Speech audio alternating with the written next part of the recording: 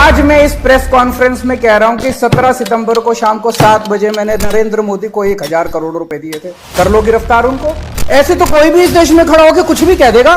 सत्यपाल मलिक जी ने कहा मोदी जी को भ्रष्टाचार से कोई परहेज नहीं है।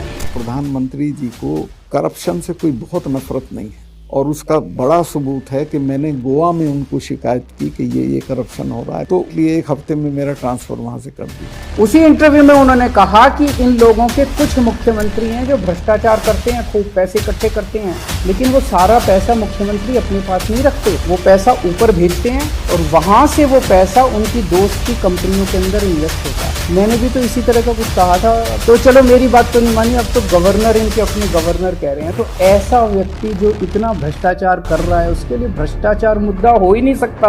अब ये रोज किसी ना किसी को पकड़ लेते हैं, इसको गिरफ्तार कर लिया, उसको गिरफ्तार कर लिया, ये कर लिया, और उनको टॉर्चर कर करके, धमकियां दे दे के, मेंटली टॉर्चर करके उनसे केजरीवाल का नाम ले लो, मनीष सिसोदिया का नाम ले लो, इन किया जा रहा है। इस सारी जांच करने के बाद, 1 साल जांच करने के बाद ये आरोप लगाते हैं कि 100 करोड़ रुपए की रिश्वत ली गई और दी गई। तो 100 करोड़ रुपया कहाँ है? कहाँ है वो 100 करोड़ रुपया?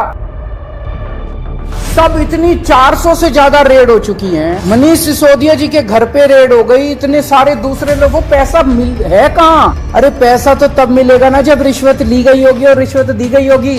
मुद्दा भ्रष्टाचार है ही नहीं। 75 साल के भारत के इतिहास में किसी एक पार्टी को इतनी बुरी तरह से टारगेट नहीं किया गया जिस तरह से आम आदमी पार्टी को ये लोग टारगेट कर रहे हैं। नंबर 2 को गिरफ्तार कर लिया, नंबर 3 को गिरफ्तार कर लिया, और उनको गिरफ्तार करने का तो मकसद इनका यही था कि मेरी गर्दन तक पहुंचना। तो अब ये मेरे पीछे पड़े हैं, मुझ तक पहुंचने की कोशिश कर रहे हैं। मैं मोदी जी को कहना चाहता हूं, मोदी जी अगर केजरीवाल भ्रष्टाचारी है तो फिर इस दुनिया के अंदर कोई ईमानदार नहीं है।